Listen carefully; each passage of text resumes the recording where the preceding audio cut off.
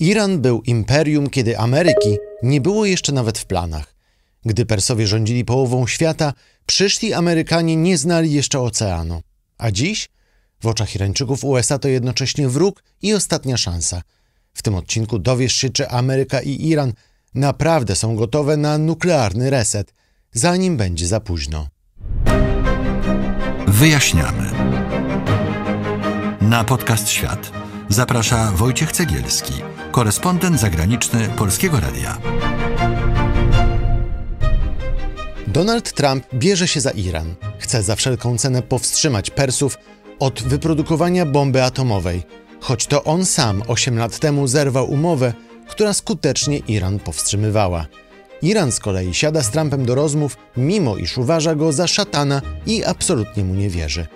Obejrzyj ten odcinek do końca, a dowiesz się, jak to jest możliwe, że w ogóle dochodzi do rozmów dwóch śmiertelnych wrogów. Dowiesz się też, czy rozpoczęte właśnie rozmowy zakończą się sukcesem, czy spektakularną klęską. Jest czwartek, 17 kwietnia 2025 roku. Wojciech Cegielski, zapraszam na podcast Świat.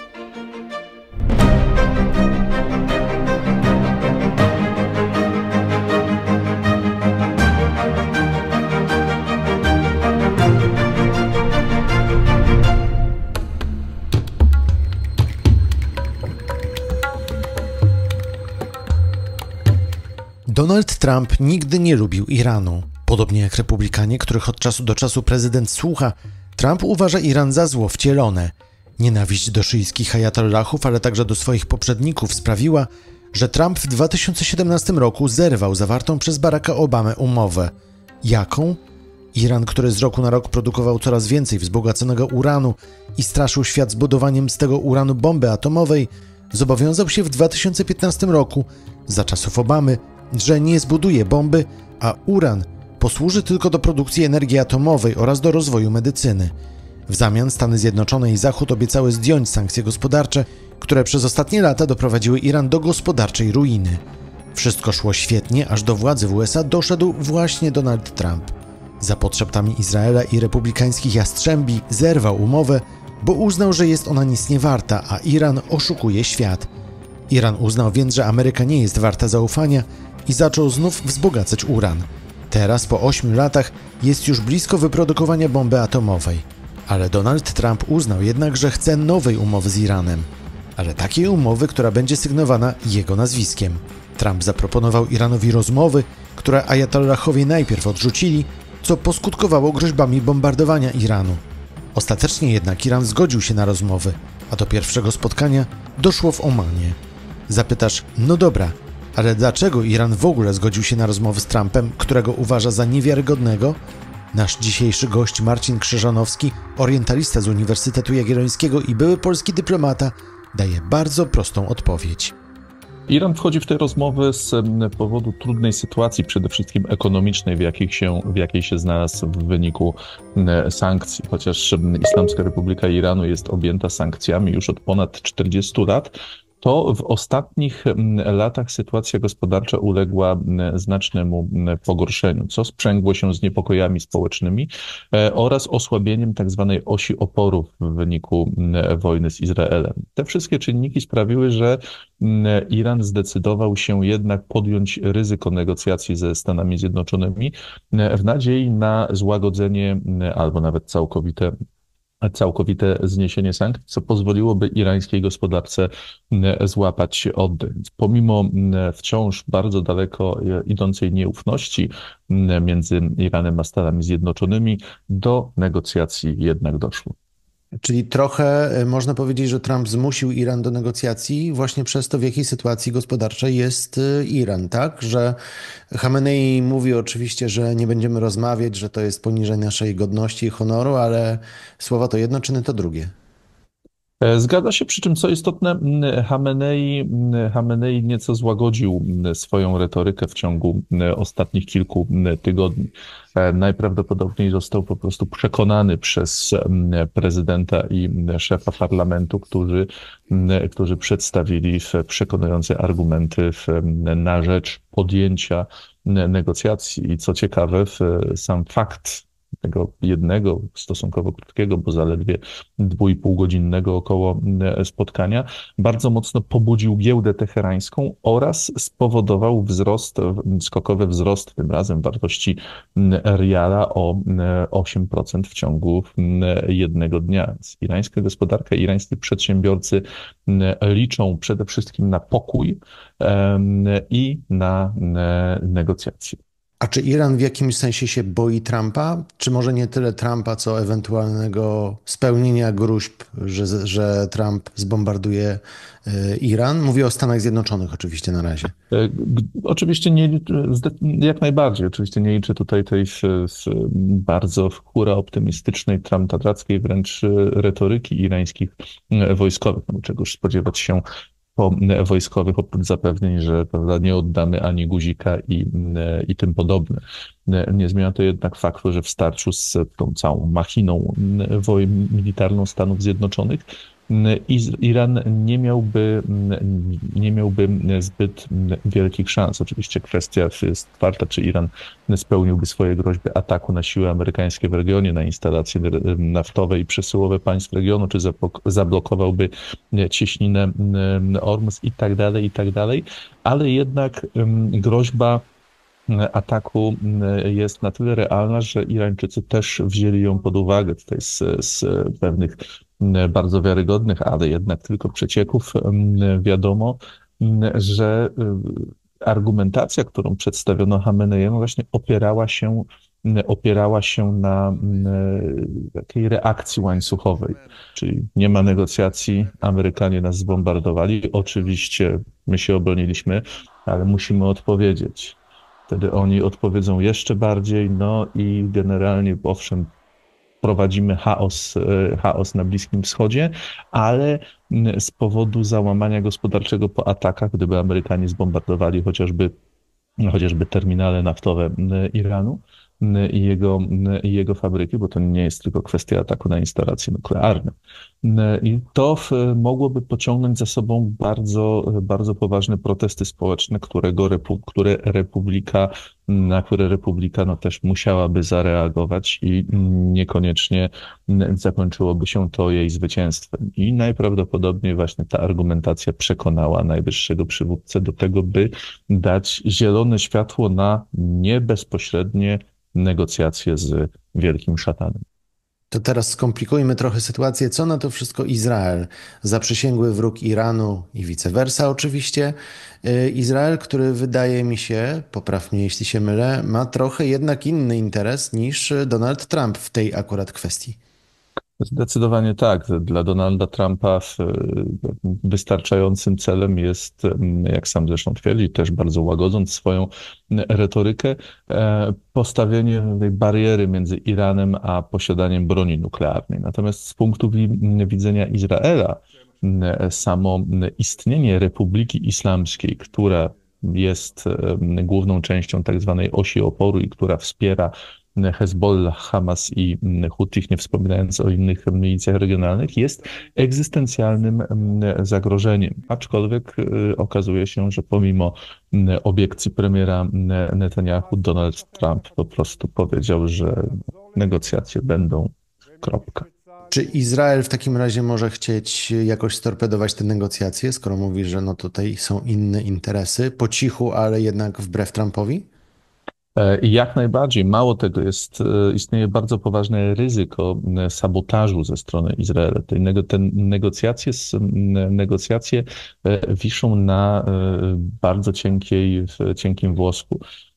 W czasie prezydentury Joe Bidena dochodziło do bardzo nieformalnych, bardzo tajnych spotkań pomiędzy, oczywiście też nie bezpośrednich, pomiędzy Irańczykami a Amerykanami. Już przymierzano się do w miarę oficjalnych negocjacji. Trzeba pamiętać, że prezydent Biden jako demokrata paradoksalnie mógł sobie pozwolić na dużo mniej w polityce względem Iranu niż republikanin Trump.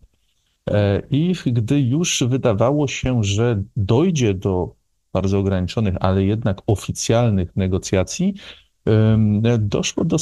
Doszło do serii sabotaży w Iranie przeprowadzonych przez nieznanych sprawców oraz do zabójstw kilku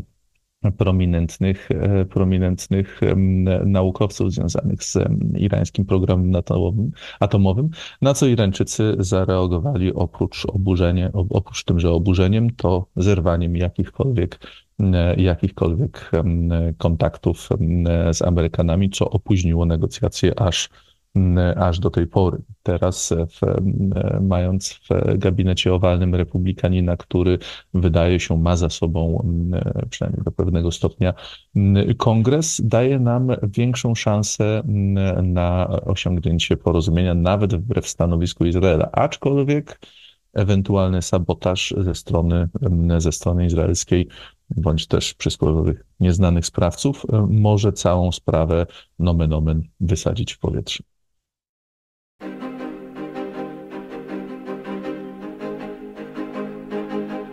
Marcin Krzyżanowski, orientalista z Uniwersytetu Jagiellońskiego i były polski dyplomata, opowiada o tym, dlaczego w ogóle doszło do wstępnych rozmów USA z Iranem.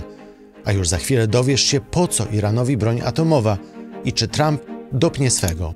Przypominam, że pod tym odcinkiem możesz zostawić swój komentarz oraz lajka. I koniecznie powiedz o nas swoim znajomym. Podcast Świat możesz znaleźć na platformie podcastowej Polskiego Radia, a także na YouTube i na Spotify. A za chwilę dalszy ciąg podcastu.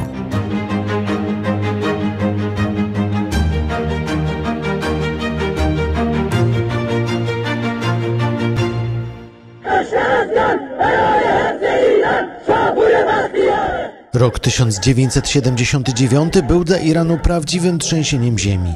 Po miesiącach protestów przeciwko znienawidzonemu szachowi, władzę w kraju przejęli radykalni i konserwatywni ajatollahowie.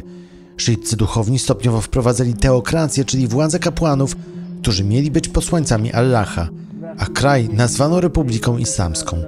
Pod rządami ajatollahów Iran miał dwóch wrogów – Izrael i Stany Zjednoczone. I zaczął jeszcze mocniej rywalizować z innym odwiecznym wrogiem – Arabią Saudyjską. A w XXI wieku irańscy przywódcy coraz częściej mówili o broni atomowej. Im dłużej Republika Islamska istniała, tym bardziej religijna się stawała.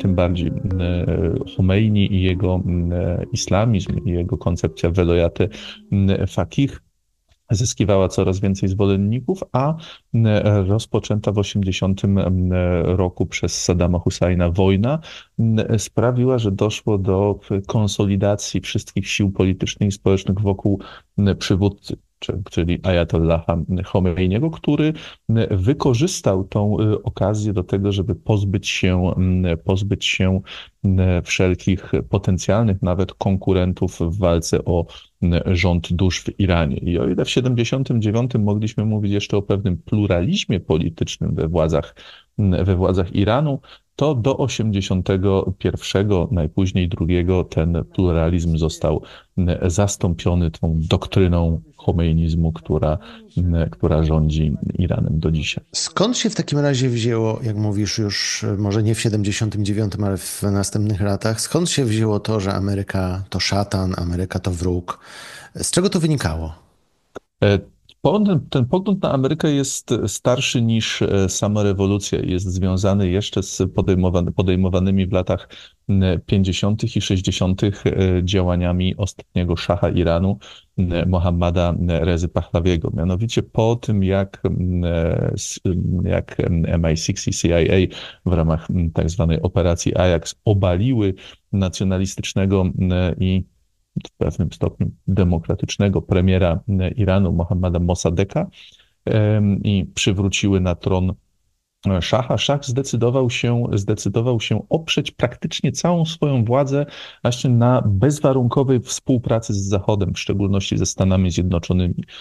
Zarządził westernizację kraju, zarządził jego modernizację, co spowodowało dosyć negatywną reakcję ze strony konserwatywnych kół społeczeństwa, nie tylko duchowieństwa szyickiego, ale również kupców bazarowych i społeczności miejskiej. Mówiło się o tym, że szach jest zarażony Zachodem. Tutaj jeden z czołowych intelektualistów irańskich, Ahmad, ukuł nawet bardzo ciekawe słowo brzmiące po persku garb zadygi, tłumaczone na angielski jako Westoxification, czyli właśnie zatrucie Zachodem, który to Zachód reprezentowany przez Stany Zjednoczone miał zwalczać islam, miał wynaradawiać Iran, miał niszczyć kulturę irańską i stąd też właśnie szczególne miejsce, jakie w retoryce rewolucyjnej zajmowały Stany Zjednoczone. Po co Iranowi broń atomowa? Po co Iranowi w ogóle atom?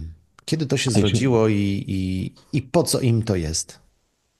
Program atomowy Iranu to również nie jest dziecko republiki, gdyż energetyka atomowa zagościła w Iranie jeszcze w latach późnych 50., wczesnych 60., właśnie za cesarstwa. W ramach tej modernizacji, o której wspominałem, przeprowadzonej przez szacha, Iran miał się stać atomową potęgą. Znaczy, generalnie plan szacha zakładał, że do 1985 roku Iran ma się stać jednym z 5 głównych mocarstw na świecie, prześcigając chociażby Chiny, Japonię czy nawet Francję i konkurować o miejsce w ścisłej czołówce. No, jak widzimy, ten plan się, delikatnie mówiąc, nie do końca szachowi powiódł.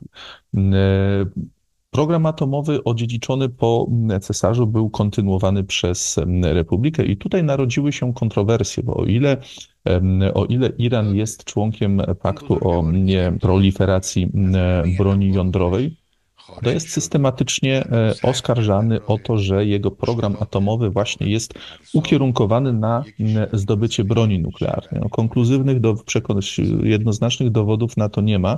I tutaj nie chciałbym być adwokatem diabła, ale gwoli sprawiedliwości muszę zaznaczyć, że kiedyś po jednej z bardzo dramatycznych konferencji prasowych premiera Netanyahu, w którym stwierdził, że zdobyte przez Mossad ściśle tajne dokumenty jednoznacznie wskazują, że Iran jest w stanie w ciągu kilku miesięcy zbudować broń atomową. Jeszcze raz podkreślę, to było 2 lata temu. Miesiąc temu znów spotkałem się w izraelskich mediach z artykułem mówiącym, że to już właściwie kilka tygodni dzieli tylko ajatollahów od bomby. Ale wtedy po konferencji premiera Netanyahu zadałem sobie trud i przejrzałem archiwa prasowe z lat właśnie 80. Zaskakująca rzecz. Niemal co roku artykuły, i to w bardzo poważnej prasie typu New York Times, Washington Post i tak dalej, mówiące, że Iran już za kilka miesięcy, najdalej za rok na pewno będzie miał tą broń atomową. Więc przyznam, że patrzę na kwestię broni atomowej Iranu z pewną dozą podejrzliwości. Moim zdaniem, które zresztą jest wsparte wypowiedziami irańskich analityków i ekspertów, Iran nie dąży do posiadania broni nuklearnej jako takiej. Iran chce osiągnąć status państwa progowego, czyli państwa, które ma zmagazynowaną wystarczającą ilość materiału rozszczepialnego oraz odpowiednie technologie, żeby w razie zagrożenia właśnie w ciągu kilku tygodni, kilku miesięcy móc taką bombę zbudować. W międzyczasie jest rozwijany program rakiet balistycznych, które miałyby być właśnie nośnikami tej broni. Natomiast tego progu testu nuklearnego Iran z różnych przyczyn, zarówno politycznych, jak i religijnych, przynajmniej na razie, przekroczyć nie chce. Jeśli zaś chodzi o energetykę atomową, to właśnie jest zasadne pytanie, które sam kiedyś, będąc w Iranie na konferencji, zadałem. No po co krajowi, który siedzi na ropie i gazie, energia atomowa, która jest dosyć problematyczna? Odpowiedziano mi, że ale ropa przecież się skończy. Wy na Zachodzie przecież sami o tym mówicie, to po A, a po B i też na Zachodzie o tym mówicie, atom jest, jeśli oczywiście jest elektrownia dobrze zadbana i zbudowana, jest bardzo ekologiczny. Czemu mamy spalać naszą ropę skoro możemy ją sprzedawać, po co mamy truć własną atmosferę, skoro możemy tego nie robić? No i takie jest uzasadnienie. Tutaj też gwoli ścisłości dodam, że obecnie w Iranie funkcjonuje faktycznie elektrownia atomowa w mieście Bushehr, zbudowana częściowo przy pomocy Rosjan po tym, jak Francuzi porzucili plac budowy. I rzeczona elektrownia odpowiada za około 3 do 4% produkcji irańskiej energii elektrycznej, czyli no nie jest to wynik imponujący, ale chcą to rozbudować. Ale to w takim razie rozumiem, że ta broń atomowa, no może jest gdzieś ten element, że chciałaby być ona straszakiem na największych wrogów na Bliskim Wschodzie, Arabię Saudyjską, Izrael, ale tak naprawdę to jest głównie fasada, bo z praktycznego punktu widzenia oni chcą ten atom mieć z powodów czysto gospodarczych. Jeśli dobrze Zgadza się, rozumiem to, co powiedziałeś. zgadza się, a przy czym chcą jeszcze mieć na wszelki wypadek w zanadrzu technologię do ewentualnej produkcji broni atomowej, gdyby się okazało, że sytuacja wymyka się spod kontroli. Zresztą jeden z czołowych polityków irańskich, Ali Larijani oraz Ali Shamkhani, czyli taka pierwsza liga irańskiej polityki, stwierdzili w irańskich mediach, że gdyby teraz doszło do izraelskiego bądź amerykańskiego ataku na Iran, no to Iran musiałby przemyśleć zmiany w swojej doktrynie nuklearnej i gdyby do takiego ataku doszło, to wtedy Iran jednak spróbowałby stworzyć bombę atomową i przeprowadzić test nuklearny po to, żeby się zabezpieczyć przed kolejnymi atakami na kształt Korei Północnej, która pomimo tego, że jest bardzo agresywną, wrogą Zachodowi, zamordystyczną dyktaturą, no to jednak ma święty spokój. Ale to też wszystko, rozumiem, oznacza, że choć nie jest może ten atom im niezbędnie potrzebny do życia, to w toku negocjacji przyszłych, jeśli one pójdą oczywiście dalej ze Stanami Zjednoczonymi, Iran raczej tego atomu się w ogóle nie wyrzeknie. Jeśli chodzi o program atomowy, to bardzo wątpię, żeby się go wyrzekł. Natomiast jeśli chodzi o to, o czym mówił ostatnio prezydent Trump, czyli gwarancję, że ten program atomowy nie będzie zmilitaryzowany, to Iran jak najbardziej jest w stanie to zrobić, zresztą tak jak zrobił to w 2015 roku.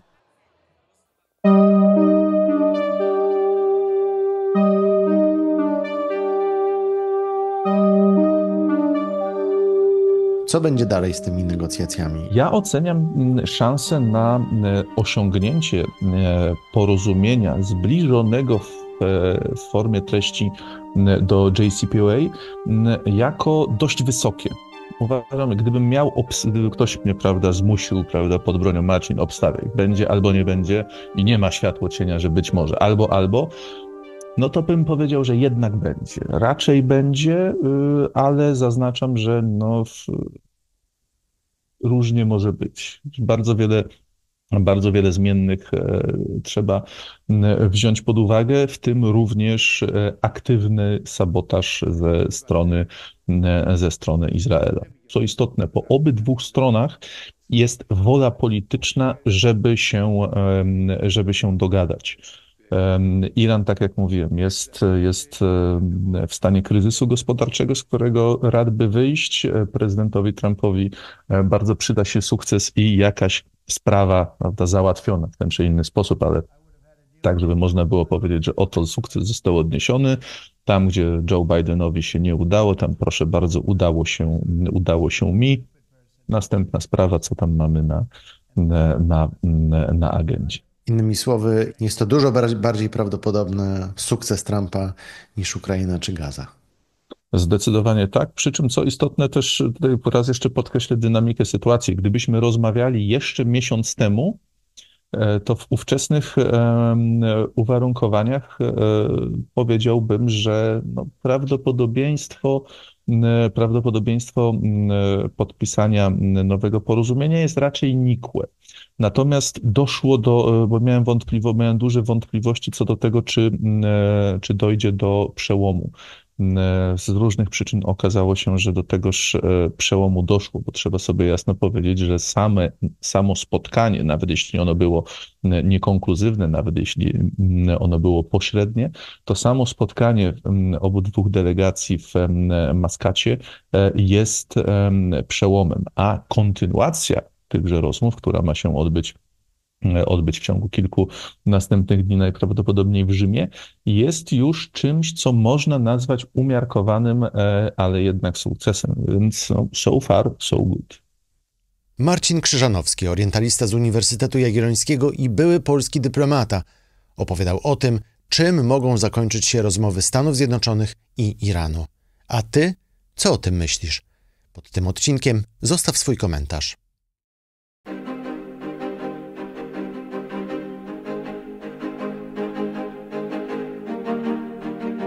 Nowe odcinki podcastu Świat możesz znaleźć w każdy czwartek i w każdą niedzielę na platformie podcastowej Polskiego Radia, a także na YouTube i na Spotify. Jesteśmy także na Instagramie, na Threads czy na Facebooku. Wszędzie tam znajdziesz nas, wpisując w wyszukiwarkę Podcast Świat. Subskrybuj nas, jeśli jeszcze tego nie robisz i koniecznie powiedz o nas swoim znajomym. Teraz to wszystko. Ja nazywam się Wojciech Cegielski, dziękuję za uwagę i do zobaczenia. To był Podcast Świat. Do usłyszenia w kolejnym odcinku.